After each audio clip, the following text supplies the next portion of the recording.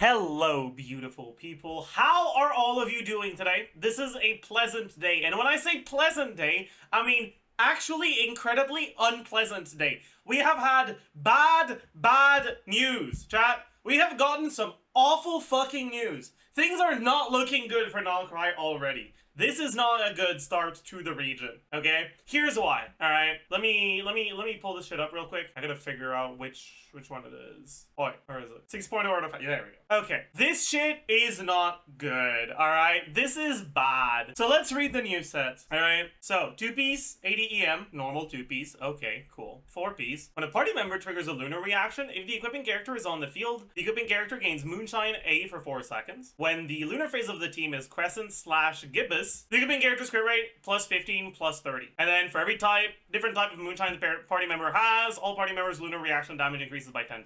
So basically, if you have one character on this set and one character on this set, you get 20% reaction damage for lunar charge. So supposedly, Crescent Moon and Gibbous Moon effect can stack. So it's 15 plus 30 and 60 plus 120. And this is tagged as reliable. What do you mean Krai characters get 45% crit rate? That's not okay. What do you mean? What the fuck, man? Where does 45 come from? This leak says they stack. So it's not 15 on Crescent and 30 on Gibbous. It's 15 from Crescent and then an additional 30 from Gibbous. But the thing is, unlike the old crit rate sets, this set also has an insane other effect of 10% reaction damage. Dude, 6.0 set if 45.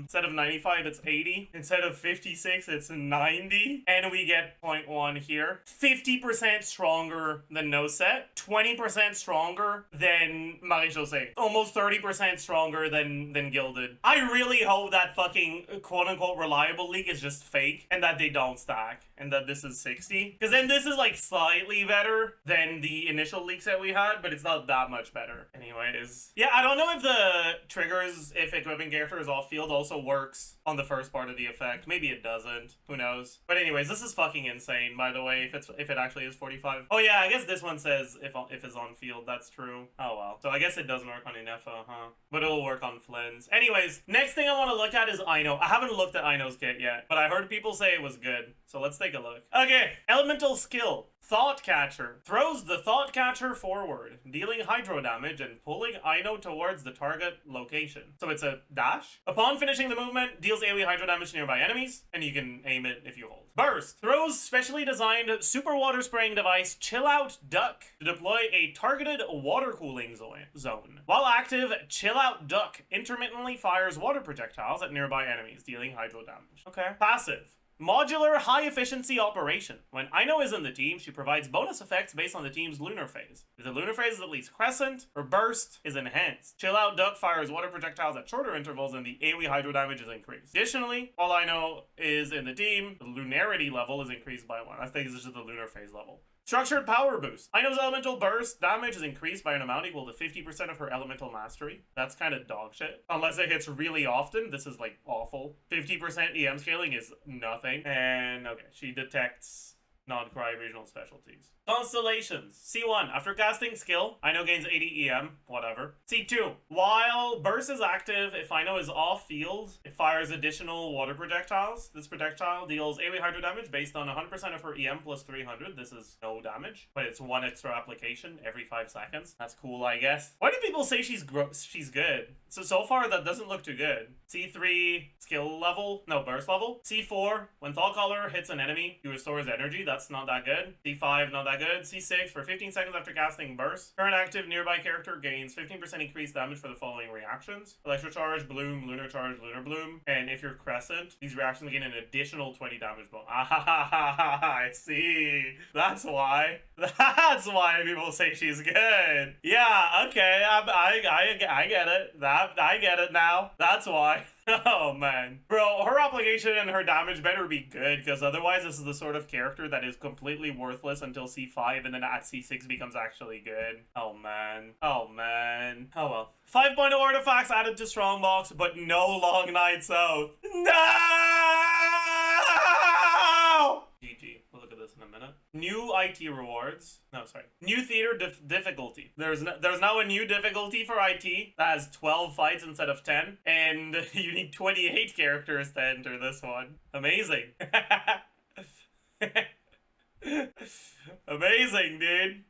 Jesus Christ, this is terrible. And then new rewards is primo gems for the first time clear. Okay, that's fine though. But also an additional 200 every time. And you get a sanctifying elixir. Oh, that's bog. Lauma full kit. Actually, before we look at that, Lunar Bloom mechanics. When Hydro comes into contact with Hydro under a specific condition, a special Lunar Bloom reaction is triggered. On top of the normal Bloom effect, the reaction also grants the team a valuable resource called Dendro Dew. Certain characters can consume Dendro Dew or use their own talents to deal Lunar Bloom reaction damage to enemies. This damage can crit. Alright. Lauma has a special charge attack. Activates Spirit Shift. Lauma transforms into the Spirit Envoy of the Silent Grove, sprinting for up to 10 seconds at the cost of stamina. During this state, Lauma has increased interruption resistance. She can perform up to 2 consecutive jumps by consuming additional stamina. When it ends, it goes on cooldown. I don't really get what the point of this is, but okay. Elemental skill, Hallowed Hymn, Eternal Slumber. Silently chants an ancient hymn and summons the Frostgrove Sanctuary. Different effects based on whether the skill is tapped or held. Tap,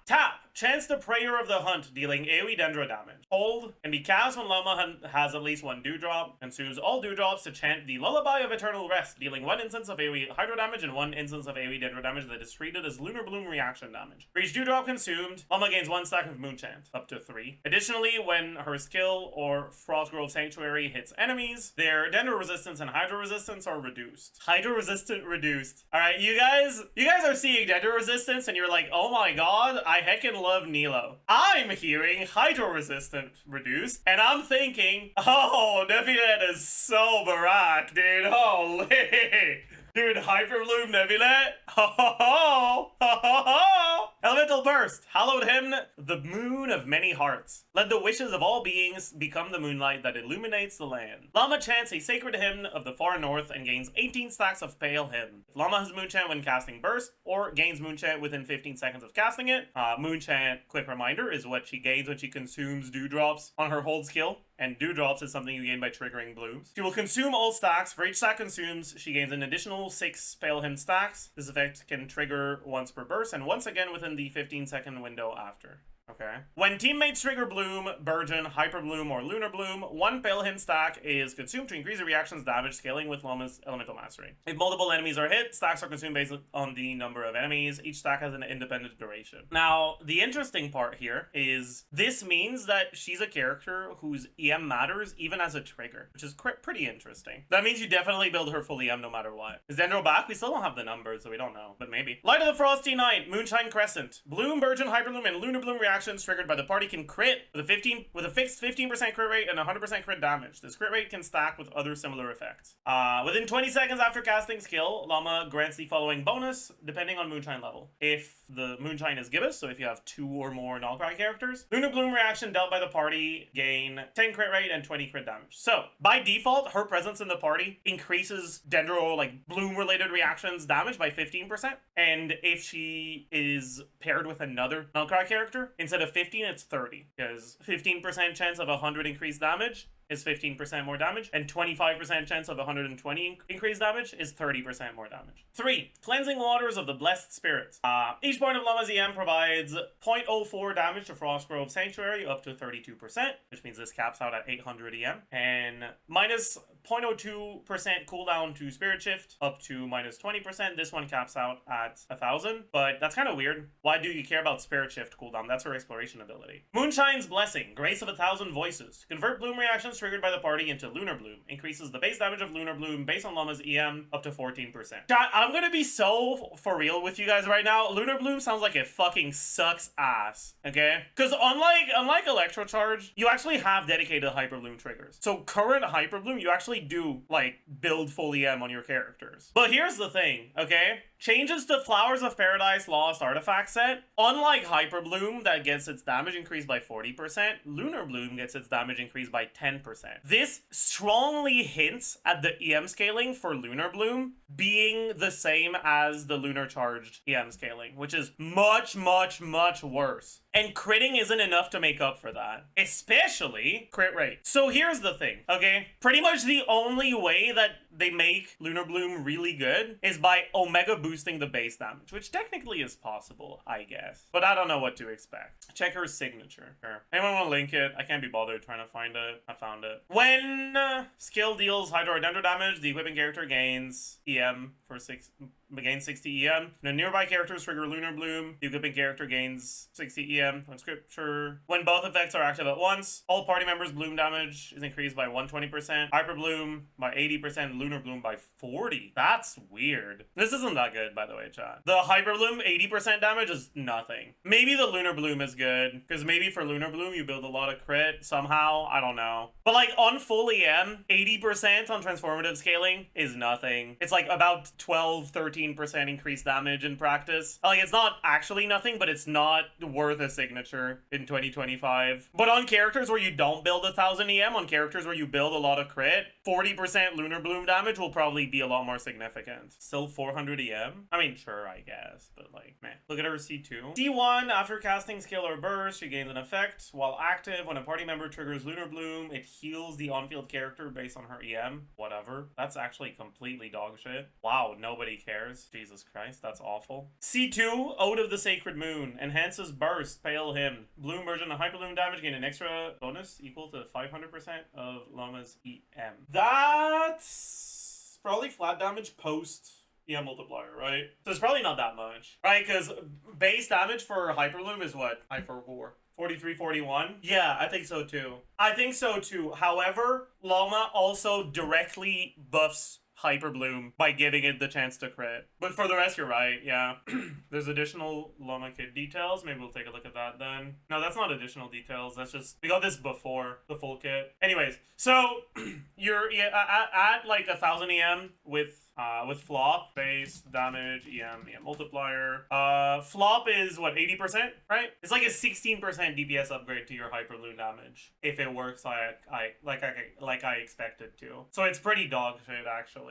Like, it's not completely dog shit, but it's not the very good. The good part of it is if you use her for Lunar Bloom. Because for Lunar Bloom, you get an effect that's probably fairly analogous, right? Fairly similar. But you additionally get 40% reaction damage. So it's a massive difference. Anyways, can her C1 replace the healer slot on Nilo teams? Maybe. Probably. C4, when attacks from her off-field skill hits enemies, she restores energy, whatever, who cares. C6, when Frostgrove Sanctuary hits enemies, it deals additional instances of AoE damage, treated as Lunar Bloom reaction damage. This damage scales off of 320% of Lauma's EM. Does not consume any Pale Him, but instead grants 2 stacks of Pale Him and refreshes the duration of Pale Him. Trigger up to 8 times. That's kind of crazy, right?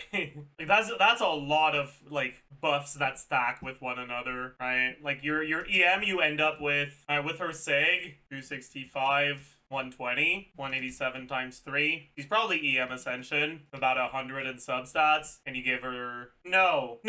Lunar Bloom, when you have a Lauma on the team, and probably Aino too, you will... Bloom is transferred to Lunar Bloom, but only if the Bloom explosion happens. Like, the Bloom core works the exact same way, but if you let it expire, or if you have the Bountiful Bloom from Nilo, like, when it explodes to deal damage, it's Lunar Bloom instead of Bloom. Anyways. Plus, what is it, 80 from the set, right? And then does she get any EM to herself? No, right? EM multiplier for Lunar Bloom will be probably same scaling as Lunar Charge. That's what seems to be the case. But we also get, if you have Sig, 40%. We also get another 40% from C2. Is that it? Another 14% base damage, so 1.8. And then another 0.2 from Flop, so 2 times 1.14. The crit is fixed. So crit multiplier is going to be 1.3, which means that the C6 damage itself, which is one of the few numbers we already have, damage, going to be motion value. It's increased by the C2 probably, so that's 250, and then another 320. So 250, 320, which means the damage of the C6 will be motion value times EM multiplier times crit multiplier times 1.1 for res multiplier. Oh, there's another fucking 25% damage here. So 52k from the C6 procs. That's not that much, actually. She also shreds Dendro, does she? Or is that? Oh yeah, but we don't know about how much yet. That's true. That's less than I expected, honestly. Although, wait, there's no limit to this one. Oh, never mind. That's probably kind of good, huh? We'll get to the rare lo-fi playlist. You know what? Sure. Maybe it's ×3 as well. Oh, you're probably right, actually. Since it's direct talent damage, it probably is ×3 as well. So it'll be 150k on each proc, 8 procs. Yeah, that's a lot, actually. And then it can get its damage increased by Nilo, too. But we don't know by how much yet, right? Yeah. I mean, this is C6 stuff. Like, who cares? But the thing is, it's the only numbers we have, right? Everything else on the kit, we don't have the numbers yet, but the C6 numbers we have for some reason. Fucking annoying as hell. There's a second page of details. Is there? Oh, there is. But this doesn't say anything. She casts burst. This doesn't say anything. This doesn't say anything. Yeah, okay. Yeah, it's really hard to evaluate Lauma until we have any actual numbers. It says app is every 2 seconds. It says hits are every 2 seconds. That probably means app is every 2 seconds, but that's not guaranteed. Why does she buff both Bloom and Lunar Bloom? That is a good question. I don't think it's possible to trigger non-Lunar. Actually, no. It is. Is it not? Because Lunar Bloom only happens if you have dewdrops. Is it not? So if you consume dewdrops from her passive, like for other things, you lose the dewdrops effect for the bloom. That is kind of a cool thing, though, I'll say. That's a cool idea. Like, I'm really worried when it comes to her power level and her balance. But, like, design-wise, I think her kit is really cool. Like, actually a really cool kit. Chat, you guys are thinking, oh no, Zajef thinks it's cool, the Zajef curse is gonna activate. It won't. Zajef curse doesn't work anymore, because they don't release bad characters anymore. Every character is power creep now. Zajef curse don't work no more. Did that to Aoife. 4 stars and standard characters are not included as actual characters. They were clearly never intended to be good. Last bad limited character? What was the last bad limited character? Was it Sijuin? Yeah, it was. Is Lauma, Nahida, Saints Raiden really the new best Hyperloom team in town? I'm not sure. Honestly, my expectation is that the best Hyperloom team will be Lauma, Inefa, Sainto. I don't know who the last Lauma will be. I don't know if Nahida's better than a second Hydro. Depends on Lauma's app. Why Sainto? Because Sainto's Hydro is fucking... Sainto is by far the best Hydro applicator in the game. If you have characters that scale directly from the amount of Hydro application you have, like Hyper Bloom characters do, it's kind of goated. Although, Inefa does have slower Electro than Raiden does, so maybe not. I don't know. We'll see. It doesn't sound like Lauma provides a lot for all Hytham. She does shred Dendro Res, but we don't know about how much yet. Anyways, last one we look at is Flins kit. So, Versa 2 Electric Boogaloo, yeah. Archaic Refrain, Lonesome Lamp's secret. Flins has a dirty little secret. Flins channels the ancient power sealed within his lantern, entering Shadow Flame manifestation mode. Oh my god. I don't think you're supposed to build Shadow Flame on Thresh, though. True. Sorry. With the following properties. Normal and charge attack deal electro damage that cannot be overridden by infusions, and he cannot perform plunging attacks. Why can he not perform plunging attacks? I don't know, but who cares? Flins gains increased interruption resistance. His elemental skill is replaced by the Northern Pike Array during this mode. Northern Pike Array unleashes a formation of spears ahead, dealing AoE electro damage, and for 6 seconds transforms Flins' elemental burst, Old Right Midnight Guess, into Thunderous Symphony. Base cooldown is 6 seconds and cannot be altered by cooldown reduction effects. Why? Dude, why can we not have nice things? What the fuck do you have against Thundering Fury, Hoyo? What the fuck do you have against TF? Dude, what the fuck do you have against TF? Whatever. It's fucking pissing me off, but it is what it is. Anyways, Elemental Burst! Old Right Midnight Guess unleashes the true power of Flins' Lantern, dealing AoE electro damage, followed shortly by 3 instances of Lunar Charge reaction damage treated as electro AoE damage. Moon Phase Gibbous, if Thundercloud is nearby, Flins deals 2 additional instances of Lunar Charge damage. If Northern Pike Array was used, so if you're using the mini burst instead, right, you get Thunderous Symphony, a low-cost alternate burst that deals 1 instance of electro charge damage treated as Lunar Charge damage. If Thundercloud is nearby, it deals 1 extra instance of Lunar Charge damage. Depending on the team's current Moon Phase, Flins gains to follow his buffs. Yeah. Anyways, Gibbous. Flins' Lunar Charge reaction damage is increased by 20%. So if you don't have 2 Krai characters, Flins' numbers are worse for no reasons. We love that. Whispers of Shadow Flame. Flins' Elemental Mastery is increased by 8% of his attack, so he wants to get to 2k attack, same as Inefa. Moon Phase's Blessing. Hidden Legacies. When any teammate triggers Electro Charge, it is converted into Lunar Charge, and the base damage of this reaction is increased based on Flins' attack. So, same effect as Inefa, literally. 14% Lunar Charge damage. That's it. That's his kit. I'm gonna be fully honest, chat. This is so fucking disappointing. This is so disappointing. Like,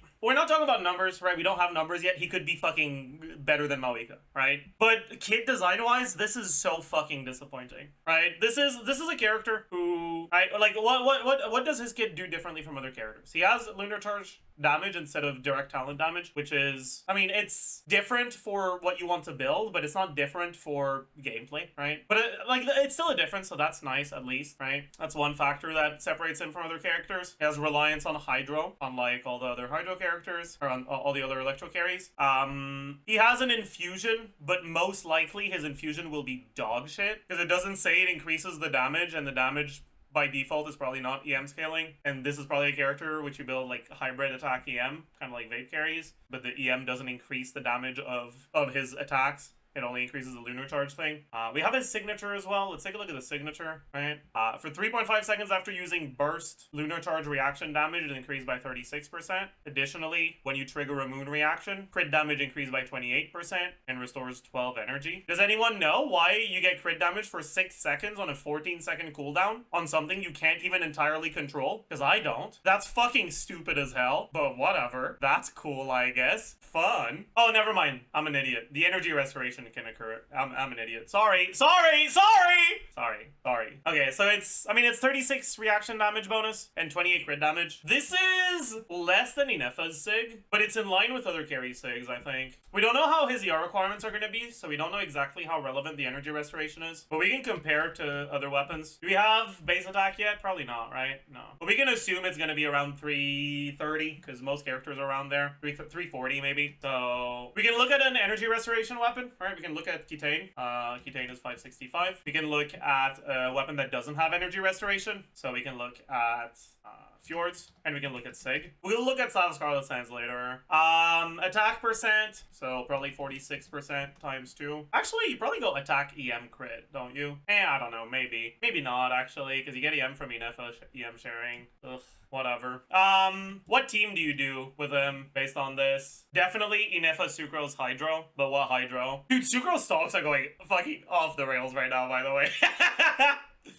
Aino? I don't know if you're gonna want to use Aino. I feel like Aino without C6 is probably completely worthless. But I guess every Hydro is worthless, so you'd still use Aino. You need Aino for +2 null cry. You don't need +2 null cry, do you? You just need 2 total. Does Inefa count? Inefa should count, right? No, it doesn't say so on her kit. Yeah, but maybe it doesn't say so on her kit because right now it wouldn't do anything if it did say so. Right? They didn't implement the moon phase mechanic yet, so they wouldn't have to put it on the kit even if it does work. Inefa has a line in her passive saying that more will be discovered in Nogcry. Okay. Then that's definitely implying that it will work. Do you realize an All-Cry character need not carry the new artifact? But why wouldn't you use an artifact that is incredibly fucking wildly broken, though? I haven't talked about the second set yet. I haven't, you're right. We can talk about it very quickly. Second set, when dealing, it's ER 2-piece, and 4-piece when dealing elemental damage, gain Moonshine B. That Moonshine B gives you EM based on the moon phase. So 1 Null Cry, 60 EM, 2 Null Cry, either 120 or 180. We still don't know if that how that stacks, right? There's a league that says that it stacks, like that both of these numbers stack together. I think that's fake as fuck, because there's no goddamn way in hell that's true, because it would be way too fucking broken. But they do explicitly say that it does in the leak. I just think that it's no fucking way, and we're probably being lied to, but it was tagged reliable, but there's no fucking way. I think if it was true, there's no way Flins would have a crit rate weapon. It would be crit damage for sure. Or EM or attack. It would not be crit rate. Look at Flins' cons. I guess I haven't looked at his cons. Reduce cooldown of the special skill to 4 seconds instead of 6. Fuck you. TF does that. Why can't you let me use TF? Whatever. When team triggers lunar charge, restores energy. C2, within 6 seconds after using his special skill, his next normal attack does extra lunar charge damage. That is not a lot. That is not a lot. This number is low. While Flins is on field, his electro attacks reduce the enemy's electro resistance by 25. That's why the number is low. Okay. Yep. Okay. Makes sense. C3 increases Old Night, Midnight's Guess. That's burst. Level by 3. C4 increase Flins attack by 20%.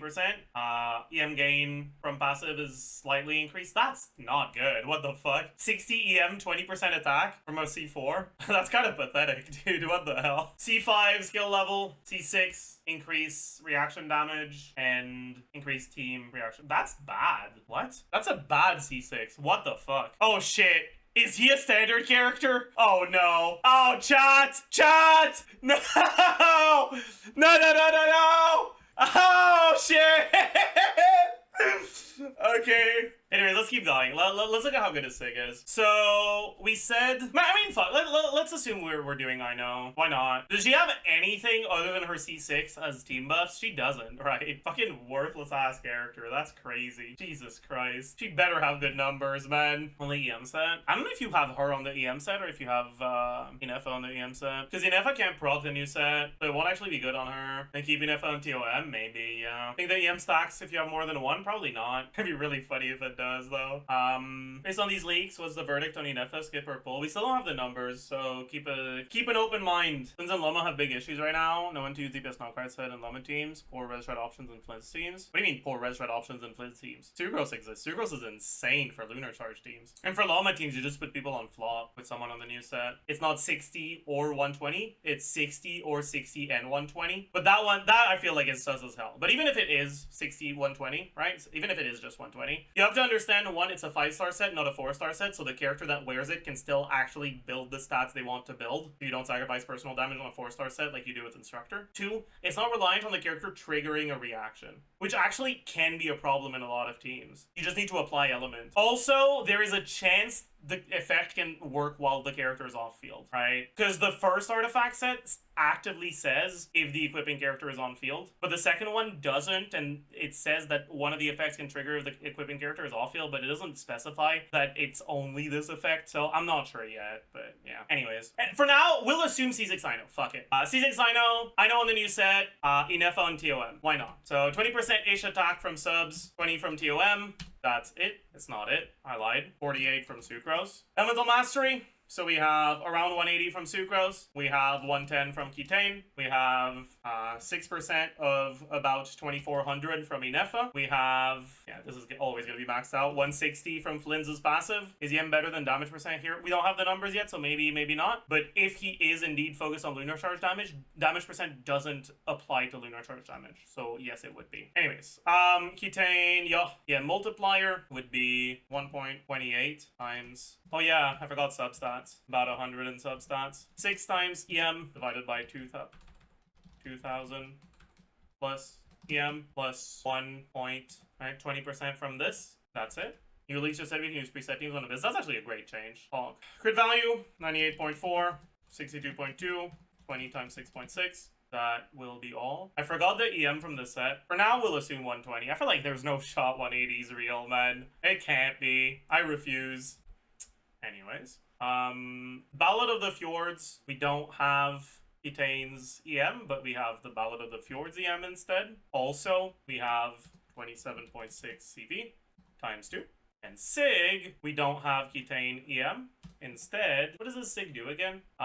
36 lunar charge damage and 28 crit damage. Plus 0.36 plus 22.1 times 2 plus 28. So without looking at energy requirements, what the fuck? Did I fucking add one too many zeros somewhere? No, it's just Jesus Christ, yeah. How's that multiplier higher? Because you get 36 multiplier directly from this. Jesus Christ. Yeah, so without looking at the ER changes, it's about 30% better than R1 Ballad of the Fjords, 24% better than R5. I suppose you get a lot of EM, so maybe Ballad of the Fjords isn't the best option, though. Let's look at Deathmatch. How much is it? 36.8, I think? Yeah, Deathmatch is a little bit better. Oh yeah, although Deathmatch plus the fucking set bonus. Wait, I didn't give him a set bonus, did I? Oops. Oops. Again, I'm gonna assume that they don't stack, and it's just 60. And the upgrade from Ketane is 50%.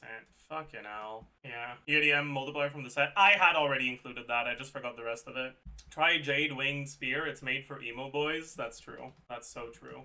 I mean, Sig is about 16% better before looking at ER changes. Try Staff of Scarlet Sands. Bro, Staff of Scarlet Sands is so cringe here. Because, like, none of the buffs work with each other. The attack Flins gets... Wait. The EM Flins gets from his attack doesn't increase the attack he gets from Staff of Scarlet Sands. And same for Inefa. And it also doesn't work the other way around. It's so fucking cooked. But I mean, we can still look at it. 542. Oh, and you're so... you don't even... Oh, wait, never mind. Okay. So, I guess, can you go EM? Yeah, okay. We still get to 2k without attack sands. Bet. Okay, bet. That means we go EM crit, probably. Oh, we gotta figure this shit out, man. What was the 180 from? That was from... What was 180 from? That was Sucrose, right. Okay. So this is Inefa's buff. This is his own buff. This is substats. This is the set. This is his set. Then we have 187 times 2 from EM. Okay. And then the amount of non-recursive bullshit he has for EM would be this. No, it also won't work with Sucrose as EM. It'll be 50 from this. So 724. And then his skill does not deal damage when you use it. So you don't get a stack from that. You get 1 stack from the first special skill, and then another on the second special skill, and another on the third one, right? That's kind of unlucky, huh? You can't really stack it properly. But technically, if your setup is less than 10 seconds, you can start fully stacked on the next rotation. Maybe. I don't know how realistic that is, though, but anyways. So for the first one, you have 1. For the second one, you have 2. For the third one, you have 3. So it's an average of 2 stacks, which is 52 plus 28 times 2. So 108. 108 of 724 is 780. So let's just add 750-ish, whatever. You know, actually, let's do it properly. 108% of this minus 160 minus 6% of 2400 minus 130 from Sucrose. That's the 780 we have. And finally, we have the crit value changes. So before looking at energy, it's like 4% lower than Sig. But 1, good luck not overcapping crit. And 2, we don't know about energy yet. And with energy, things are going to change probably. Oh yeah, I do wonder how good the craftable weapons are going to be in Krai. Maybe the gap is going to be a little bit less because the craftable weapons are better. There's also that. How crucial is Inefa looking? I mean, we can take a look at how his effective attack changes if Inefa's not on the team, right? So if Inefa's not on the team, but you still have Aino, you don't lose the stack, at least. If you're using, like, Fischl instead or some shit. We don't have this EM anymore. We don't have this anymore either. So his personal damage is a little bit less than 20% lower, but you also lose out on Inefa's damage. And in these teams, Inefa's damage will be like probably a little bit over 30k PPS. Missive Wind Spear. We can take a look at Missive Wind Spear. Missive Wind Spear. So just looking at damage without looking at energy, Missive is just a little bit behind the Battle Pass weapons. Okay, that's good. I'm actually kind of curious about something. This is 33.12. Yeah, it's worse with the M-Sands. Okay. That's what I thought, but I wasn't sure. What about this? Also worse with the M-Sands. Okay, but that's just because we get a fuck ton of external EM, right? Pretty much all the good stat stakes on him have EM. He gets a decent amount of EM from his own kit. The new support set gives EM, and Inefa gives EM. And on top of that, we don't have a good Shredder attack buffer. The only good Shredder buffer that we have for him that's actually good is Sucrose, and that's another big-ass EM buff. And his 2-piece is also EM. Yeah, like, just by default from existing, he gets 160 from his own passive. He's gonna get 6% of Inefa's attack. Even on a really low attack Inefa, you still pretty much always want at least 2k. Right, you get 80 from his own personal 2-piece. You get 120 or 180, but probably 120 from the new support set. And you get, like, 180-ish from Sucrose. And that's before looking at his EM from substats or from weapons. And he's already at, like, 6-6, just for existing. So in most teams, you don't want... No, Limbo, that's not personal DPS. We still don't have motion value. This is just effective attack. Thank God. Yeah. What about Dragon's Bane? Dragon's Bane will be ass. Multiple reasons. 1.0 weapons are not good, okay? Something you'll realize if you look at new weapons and old weapons is that the amount of stats provided by most 1.0 weapons, right, is just not a lot. Right? You look at Rain Slasher, you look at Dragon's Bane, you look at these weapons, right? Weapon main stat and substat are always balanced the exact same way. It's been the exact same since 1.0. We've had new types, but it's still balanced the same way, right? It's weapon types can have low base attack, mid base attack, or high base attack, right? Which for 4 stars is 454, 510, 565. And the amount of the substats you get depends on whether you had low, mid, or high. And if you had low, you'll have a high substat. Every 454 base attack weapon with EM substat has 221 EM. Every 510 base attack weapon with EM substats has 165, which is 3/4 of 225. And every 565 base attack weapon with EM has 110, which is half of 221. And they're all balanced the exact same way. Since then, they've added a new type of very high, 620. And at 620, it's balanced to be half of the 565. So a quarter of the 454s. So the EM ones will be 55, right? Which is what Ali Flash gives, I believe. Yeah, 55. So all you need to look at for how weapon power has progressed over the years is the passive effect. And if you look at the 1.0 ones, stuff like Lion's Roar, for example, 20 to 36 damage percent. And damage percent is generally balanced with similar numbers as attack percent. Damage percent tends to be a little bit better because it's available from less sources, because you can't get it from substats and most main stats, but it's balanced the same way. So 36%, which is about 3/4 of a main stat. If you look at new weapons, what's a new weapon we can look at? I mean, fuck, Eshu, right? 40 damage percent, which is more than 3/4 of a main stat, and 16% crit rate, which is more than half of a circlet. So it's like basically 1.5 main stats worth of stats. You look at Finale of the Deep, right? It's flat attack, which is a little bit harder to quantify, but 24% attack, and generally it's about a little bit more than 200 flat attack. 200 flat attack is generally a bit more than 20% attack. So this is basically about a full substat. Generally a little bit more than that. Dragon's Bane, right, is balanced the way that weapons were balanced in 1.0, right? It's just about 3/4. So it's just not that good. On top of that, damage percent is a stat that will suck on Flins, right? Like, that's the most important factor, really. Like, if Flins actually cared about damage percent, it would at least be usable, but he doesn't, so it will not be usable. Not usable at all. Like, it will be awful, dog shit, complete trash, right? Because, like, this is Kitane without taking into account energy, right? This is Dragon's Bane. Dragon's Bane is worse than Kitane before you take the energy into account. The main reason for that here is because since he gets so much EM externally, you would rather have high base attack, low substat on your weapon than low base attack, high substat. Why is his personal damage so low? This is not personal damage, this is effective attack. We don't know what his personal damage will be yet because we don't have his numbers. This will get multiplied by his motion value, but we don't know what the motion value is yet. What if we assume the passive works? It won't. I mean, it would be better if it did, but it won't. 100%. We know for a fact that damage percent does not affect lunar charge damage, and it is pretty clear from the way everything is written here that his main source of damage is going to be the lunar charge he gets from his burst and his mini burst. High. So damage percent will not be good for him. What about Inefa's weapon on Flins? Well, Flins can't create a shield, so he can't actually proc it, right? He will get the 24% attack, but he can't fulfill the condition of if the equipping character creates a shield. But he won't get this. One thing, though, is if you have this on Inefa and him on Jadewing Spear, before looking at energy changes, he does about the same damage as he would if you just got Sig for him and Inefa on another weapon. But again, we don't know yet how the energy is going to matter, right? Because he's going to be played in double Electro with Inefa, because Inefa is definitely going to be good for him. And that means that he's going to have particle generation, Inefa is going to have electro particle generation. Aino, unless she has really fucking high numbers, is probably going on Fav. Then you have electro resonance. So he's probably going to have pretty good particle generation. So depending on how much energy his like big bursts and his mini bursts cost, the energy from his signature might not matter that much in Inefa teams. It might be balanced so that his signature enables him in non-Inefa teams rather than it being good in Inefa teams. Like, that might be how he works. He has a mini burst. Yeah, his kit is basically just Verissa, but worse. Verissa, but less interesting. Well, okay, not really. Because based off of all of this, I expect his actual burst to be worth using. We don't have the numbers yet, so maybe it won't be, but it's at least his actual burst scales with the same stats his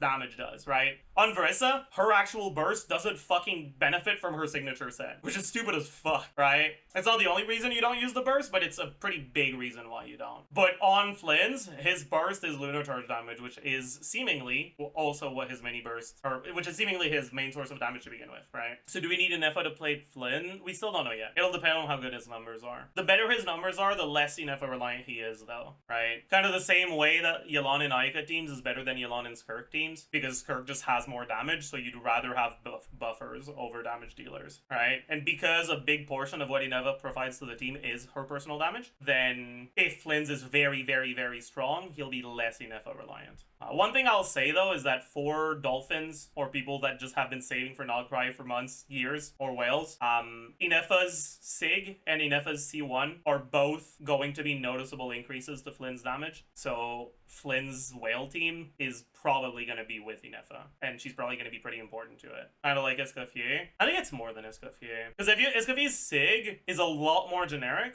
but provides a little bit less than Inefa's Sig does, right? Like the buff you get from 24% attack on Skirk is, well, Skirk, right, base attack is what, 359?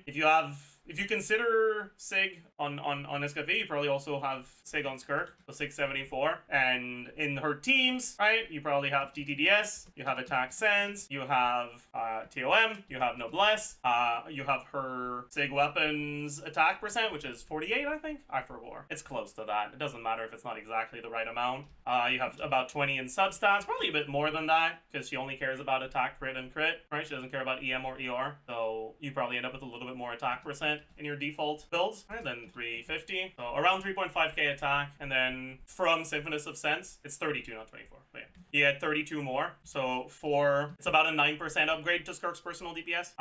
For Flynn's, 12% instead of 9. So the support weapon on Inefa does more for Flynn's damage than the support weapon on Escoffier does in cryo carry teams. But to begin with, Escoffier is a much stronger unit than Inefa is. But what I'm saying here is, like, there's a bigger upgrade from vertical investment on Inefa for Flynn's teams than Escoffier for Skirk teams. In other words, because generally people that consider cons on those supports are people that also go for like early cons and SIGs on the carries, right? And you can think of these cons on supports and SIGs on support as like additional constellations if you want to keep going for stuff for your Flynn's teams, but you don't want to go all the way to C6 and have to like waste your pulls for the C4 and C5, right? Because like that's basically what C4 and C5 are. They're basically wasted pulls. Yeah, we can also talk about the usage and onslaught stuff. So Aeonblight Drake, first of all, right? That's better than Bronzelock. I'd much rather see Aeonblight Drake over Bronzelock. Bronzelock was scary. This is a lot less scary. Wait, never mind. Attacking its weaknesses will not affect it. Oh, that means you can't knock it down. Oh no. Oh no.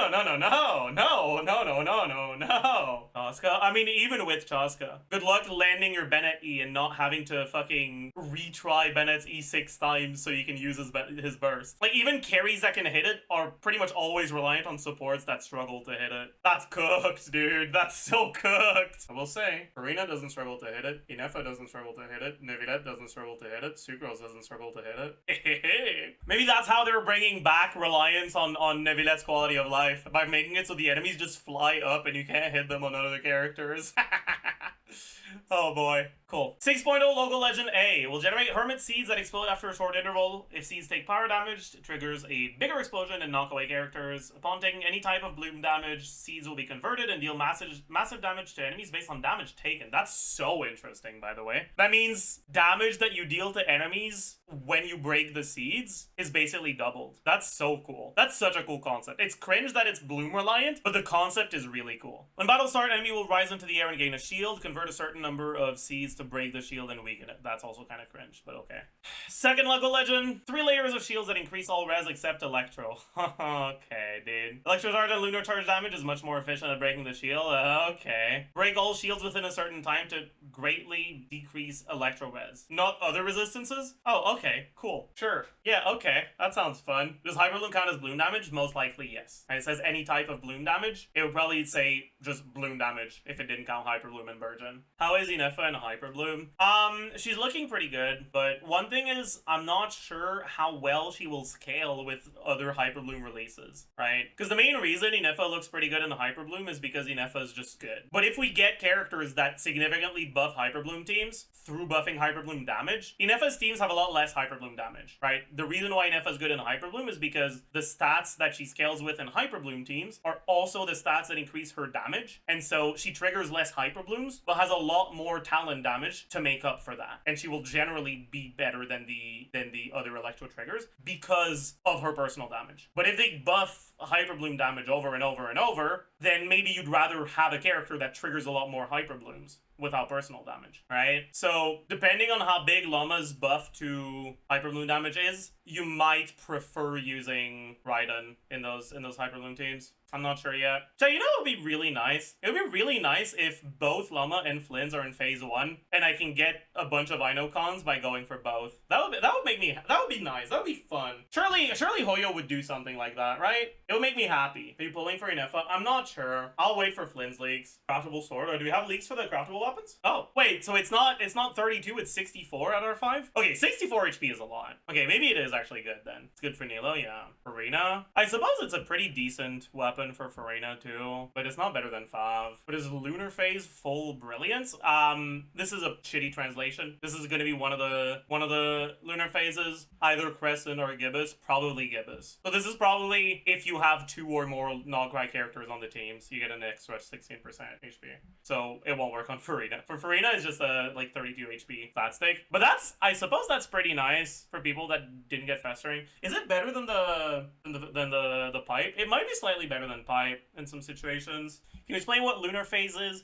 Lunar phase is just how many Krai characters you have on the team. And I like how Nice Old Burst has a different cooldown based on the amount of Natlan characters you have. If you have 1 Krai character on the team, your lunar phase is considered Crescent Moon. And if you have 2, it's considered Gibbous Moon. Does Inefa count? Most likely, yes.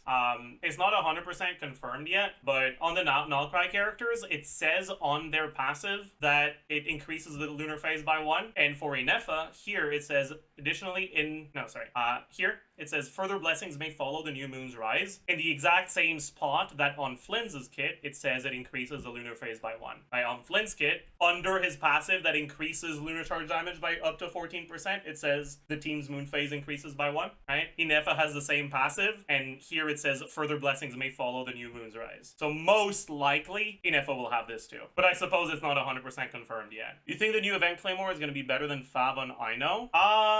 It depends on how good her numbers are, I guess. Because the new event the new event Claymore is a lot of stats, right? The passive is 120 EM and 24 flat energy. In most cases, 24 flat energy is more than the energy you get from Fab Particle. But it's only to her, not to the rest of the team. So if her damage is good enough to justify building her for damage, then maybe this much stronger effect for her personally will end up giving you more in total than the Fab effect gives you on the whole team. But I kind of doubt that will be the case. Her numbers would have to be really good for that to be the case. Bo, actually, it's probably on Reddit, right? If I can try to read it on a moving chat. Yeah, okay, it's on Reddit. Also, ER substat, low base attack, increases EM by 60 after triggering a reaction, doubled probably on Gibbous Moon. So this is 240 EM at R5. Yeah, that is a lot. But what Bo character cares about ER and EM? Sethos doesn't care about ER that much. Ilneti doesn't care about ER that much. Venti doesn't care about ER that much. Vapiolon, true. Auron also doesn't care about ER that much. Right, generally you play Auron in double electro teams, so his ER requirements are pretty low. I think right now there's no character on which this is actually good. Bloom Cole, I don't think it beats Sack. Sack is too valuable in Bloom teams for Cole. Cole just has too good synergy with Sack. No weapon leaks. Do we have the third weapon yet? But yeah, like the sort of character that would want this are potential Electro Bow users in Hyper Bloom teams if you use them as triggers, so not really for Fischl. Like Auron in Hyper Bloom teams, I guess, would like this. But I really don't know about Auron Hyper Bloom. Uptime is just so ass. Dory. I mean, if it was a Claymore, it would be good for Dory, yeah. But like a bow user with a kit like Dory's would like this weapon, yeah. Because like you compare it to the EM statistics we have right now, right? On Raiden, you use Dragon's Bane. It's 221 EM. This is 240. So it's more EM than the current EM statistics. But on top of that, it also has 60% ER for free. So you can, it's basically enough EM to replace an EM weapon, but it's gonna work on high ER characters. I could see it being good on Yelan if Lauma actually revives Bloom teams, but I don't know if you'd want to use Yelana versus Singto. Singto's just so fucking good in any sort of Bloom team. There's a reason the fucking Sims for Nilo that like scored not 2 dog shit in single target all have Singto. Even the AoE ones have Singto. You need Aino for Gibbous. In your Dendro teams, you mean? Yeah. Or Inefa. Is there a new set for Inefa? There is not. Like technically kind of the new support set is going to be good on Inefa if no one else uses it. Like you want it on the team, but you probably would rather put it on someone else than put Inefa on like Gilded or some shit. Golden Troop, then no. If you put Golden Troop on Inefa, you're fucking running it the hell down. It's like putting Golden Troop on Gumming because he uses skill a lot. Like that's cool, but his skill is not how he does damage, so it's worthless and shit. She's not like Fischl. Her damage happens when her skill is deployed, but it's not skill damage. Please tell me the Flins tweet was a joke. It was a half joke. The C6, right? It says increases Flins reaction damage from lunar charge by 30% and ulti member gain 10% increased lunar charge damage. This, if you just read it as is, this doesn't really imply that it's multiplicative. And if it's just additive, it's just 40% lunar charge damage. This is not a good C6. This is a standard level C6, so he probably is a standard character. But it's also pre-beta leaks, so usually wording is a little sus. So it's very possible that this is multiplicative. And if it is multiplicative, then it's actually a pretty good con. Does Saint have more apps? Saint app is fucking insane. He has more than one Hydro application per sword wave, because at C6, right, he has one app from the 2 wave, then one app for the 3 wave, and then 2 apps on the 5 wave, right? The wave with 5 swords applies Hydro twice. So every 3 waves of rain swords is 4 applications of Hydro, and the technical upper limit is 18, but in practice you're generally at around 15 waves, which is 20 Hydro apps. On top of that, his skill is 2 apps, and his orbitals also apply Hydro fairly often. His burst is more application than Yelan's burst, and on top of that, he also has orbitals that apply more Hydro than Nilo does, with full uptime on the orbitals. Like, just in terms of like Hydro application, Sainto is by far the most in the game. He applies more Hydro than on-fielders do. Some 6.0 quality of life, you can now quickly access IT lobby via secondary menu. That's good. That's something I complained about. You have to go through like 6 loading screens to go in and out of IT. And Spiral Abyss supports team presets, which is an amazing change. You love to see it. Oh, Claymore is the same as the bow. That's good. For Claymores, this is actually useful. Last 2 craftables, Pog. Take a look. Catalyst, EM, okay, that's really nice. Increased bloom damage and lunar bloom, that's sick. You guys think that works for Hyperloom and Burgeon too? Probably not, from the way it reads. Damn, so that's pretty good, right? At R5, it's 96 bloom damage and 48 lunar bloom damage. Obviously, the lunar bloom damage is a lot more than the bloom damage. All right, non-required craftable polearm. It's attack percent, increase lunar charge damage by 24, 40. That's a lot. 48 lunar charge damage, that's insane, right? This was, what was this? 454? What weapon was this? Oh yeah, that was fucking Dragon's Wing. Okay. Let's compare it to Missive Windspear. New craftable. It's 510 base, 41.3. We don't have the attack percent. We don't have the EM, but EM multiplier. Yeah. It's actually meaningfully better than Missive Windspear, 4%, which is great because Missive Windspear was an event weapon. So having an actual craftable option is really nice. Wasn't it 24? It's 24 at R1, so it'll be 48 at R5. You forgot the attack? No, it's here. I copy pasted Missive stats, and Missive also has 41.3% attack. Better than Ballad of the Fjords. It is indeed, yeah.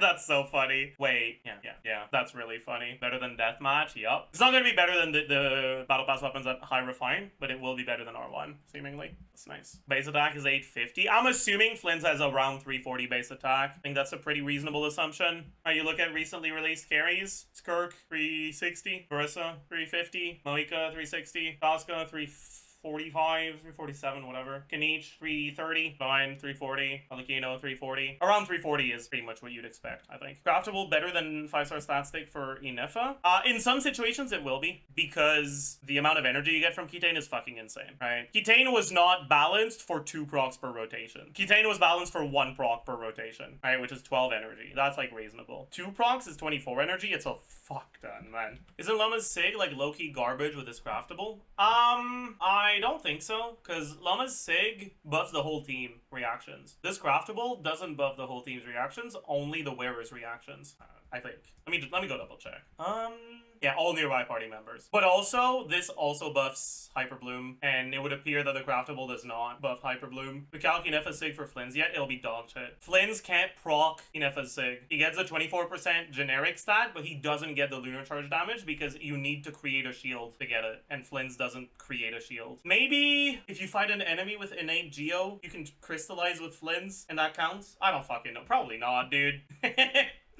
I don't fucking know, dude. I think that's a little too cope. Lauma good. We can't make any like confident statements on any of these characters' power yet because we're still missing too many numbers. I think it's unlikely for Lauma not to be good though, because just the things that we have mean that she'll be a pretty solid on-fielder for Hyperbloom, right? Even if all her numbers are dog shit, the things we already know is she increases Hyperbloom crit rate, right? She lets Hyperblooms crit, and they can crit for 30% added damage basically, because it's 25% to crit with 120% crit damage. And she has decent speed off-field Dendro app and is a catalyst, so she can be on-fielded. So at worst, she'll be a minor upgrade to Nahida and Hyperbloom, like in like double Hydro Hyperbloom teams. Nahida's C2. I'm not sure how it stacks yet. Like the crit rate probably just gets added, but I don't know if the crit damage gets added or overwritten. And if it does get added, does the full thing get added, or does it add 50% because they're assuming that default crit is 50%, and so Nahida's effect actually brings it to 100 by doing plus 50. Nahida's C2 was changed? Was it? Is it on Hamdi Cat yet? No. Damn, cooked. It also gives Lunar Bloom reactions plus 10% crit rate and plus 20% crit damage. So does it not do anything for Hyper Bloom in teams that have Lauma? Because this doesn't say what it gives the Hyper Bloom, which means that the things it gives the Hyper Blooms probably don't change, but the thing it gives the Hyper Bloom is a set crit rate, and that's the same thing for Lauma. So which one does it choose? Do they get added? We don't know yet, right? Probably gets added. I feel like it doesn't. There's no shot it adds 20% crit rate and 100 crit damage. It probably just adds the same amount, most likely, right? Because like right now, Nahida's C2 is plus 20% DPS to Hyperbloom, right? Because it's 20% chance to crit for double damage. And Lauma's stuff is 30%, right? Because it's 25% to crit for 120% more damage, right? So crit rate, crit damage, crit multiplier. Crit rate 25, crit damage 120, crit multiplier 1 plus this times this, right? 30% more. If it's plus 10 and plus 20, this is a 14% DPS upgrade, which is less than what she currently does by setting it to 2100 without Lauma, which I feel would be fucking cringe as hell. But if it adds the full value, it's 20 and 100, that's fucked up. That's 50% more. There's no shot it's that. I feel like the former is a little bit more likely. There's no way the crit damage stacks that way, yeah. I think it's a very unlikely as well. Just says it can stack. Yes, but you need to understand, okay? It says it can stack, but it doesn't say it adds the crit. It says it fixes it at this amount. Now, if you had another character that says it adds crit, then it's clear how that works. You just add it. But Nahida also says that it fixes the crit rate at a certain amount. So no, it is not clear how they stack. It's not clear at all. I feel like what I